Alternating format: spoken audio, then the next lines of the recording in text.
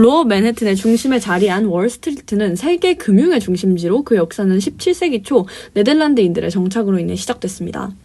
당시 네덜란드인들이 인디언들의 침입을 막기 위해서 나무 벽을 세웠는데 이로 인해 와우스트레트, 즉 이제 네덜란드어로 월스트리트라는 이름이 생겼습니다. 하지만 이런 그냥 오랑캐 침입을 막기 위한 나무 판때기 세운 동네가 당시 어떻게 세계 경제의 중심지로 거듭날 수 있었을까요?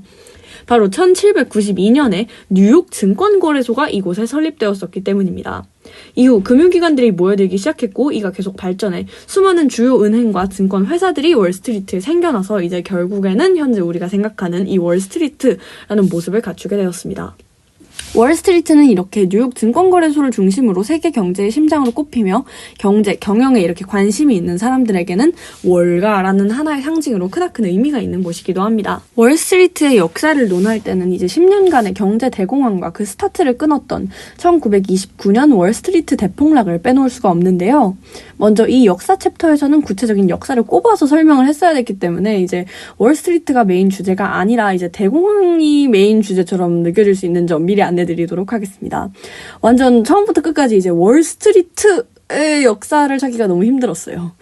월스트리트 대폭락은 1929년 뉴욕 증권시장에서 일어난 일련의 미국 역사상 가장 큰 주가 대폭락 사건으로 10월 24일 목요일부터 10월 29일 화요일까지 있었던 지속적인 주식시장의 붕괴를 뜻합니다.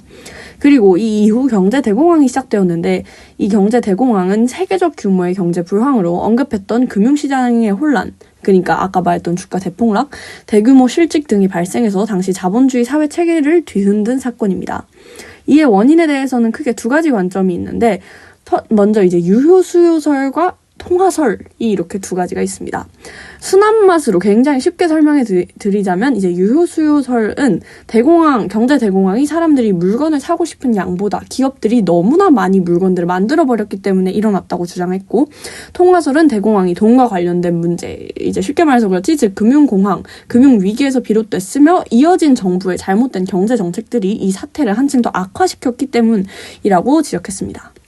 결론적으로 경제 대공황은 월스트리트의 역사와 이제 전 세계의 경제 역사에 주식시장 붕괴라는 깊은 흔적을 남기고 큰 파장을 일으키면서 수많은 사람들의 삶에 영향을 미쳤습니다. 마지막으로 이제 월스트리트의 사진 명소에 대해서 설명하겠습니다.